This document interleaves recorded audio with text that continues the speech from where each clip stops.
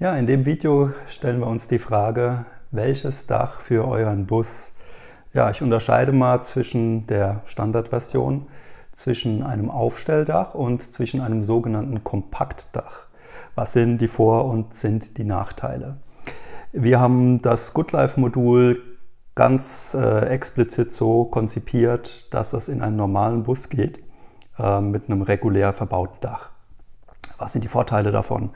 Zunächst mal ist es so, dass es natürlich jede Menge Kosten spart. Ein Aufstelldach kostet in der Nachrüstung zwischen 6.000 und 8.000 Euro. Und es gibt eine Sache, an die viele Camper nicht denken. Ich selbst war ein Jahr lang mit einem VW-Bus in Europa unterwegs und ich bin jemand, der ungern auf Stellplätze oder Campingplätze geht, um dort zu campieren. Ich genieße es, in der Natur zu sein, und die Erfahrung ist die, mit einem Aufstelldach steht ihr nicht lange in der Natur, denn da steht dann ruckzuck die Polizei vor der Tür und weist euch darauf hin, dass das kein Campingplatz ist.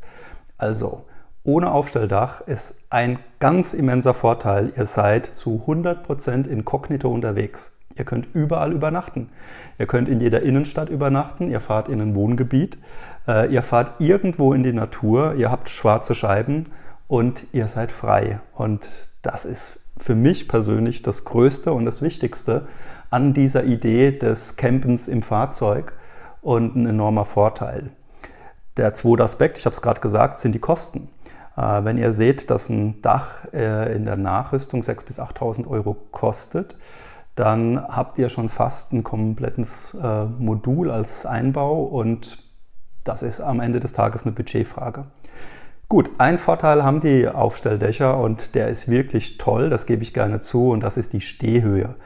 Also wenn ihr euch im Fahrzeug aufhält und ihr könnt im Fahrzeug stehen, dann ist das eine tolle Sache und das ist wirklich ein echtes Komfortmerkmal. Mit unserem Modul habt ihr einen höhenverstellbaren Tisch. Das heißt, wenn ihr die Stehhöhe genießt, könnt ihr mit unserem Modul auch entsprechend im Stehen am Tisch arbeiten. Ihr müsst auf eine Sache achten. Wenn ihr ein Aufstelldach nachrüstet, dann ist es oft so, dass ihr nicht mehr die 2 Meter Gesamtfahrzeughöhe halten könnt.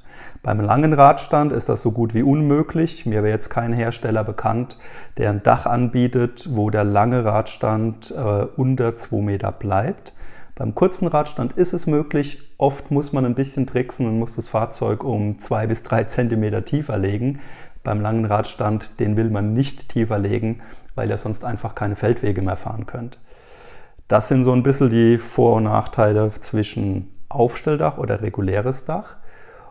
Ich fasse noch mal kurz zusammen. Also Kosteneinsparung, inkognito campen beim regulären Dach, Stehhöhe, ja, und wie soll ich sagen, wenn man mal oben schläft, und man darf auch oben schlafen, ist oben schlafen eine tolle Sache. Vor allen Dingen, wenn man den Vorhang aufmacht und irgendwo in die Landschaft guckt. Das ist wirklich ein schöner Vorteil vom Aufstelldach. Die dritte Kategorie, das sind die sogenannten Kompaktdächer. Ja, da tue ich mir ähnlich schwer wie schon in anderen Videos mit bestimmten Fahrzeugklassen. Ich verstehe nicht den Vorteil von dem Kompaktdach. Es kostet Geld, es ist teuer. Die kleinen Kompaktdächer liefern noch nicht mal Stehhöhe. Es ist nicht Fisch, es ist nicht Fleisch, man verliert die 2 Meter, kommt in keine Tiefgarage, kommt nicht auf 2 Meter höhenbegrenzte Parkplätze, ist nicht mehr inkognito unterwegs, ist eindeutig als Camper zu identifizieren. Keine Ahnung, beim hohen Kompaktdach kommt noch der erhöhte Spritverbrauch dazu. Warum nehme ich mir denn nicht gleich ein ganzes Wohnmobil, also ein großes Wohnmobil? Kompaktdächer für mich keine wirkliche Alternative. Beim langen Radstand wäre ich auch eher nicht beim Aufstelldach. Beim kurzen Radstand habt ihr die Option, weil es möglich ist, unter den 2 Metern zu bleiben. Und da müsst ihr euch wirklich nur noch die beiden Fragen stellen. Habt ihr das Geld dazu und wollt ihr inkognito campen? Das waren meine Tipps zum Thema Dachaufbau.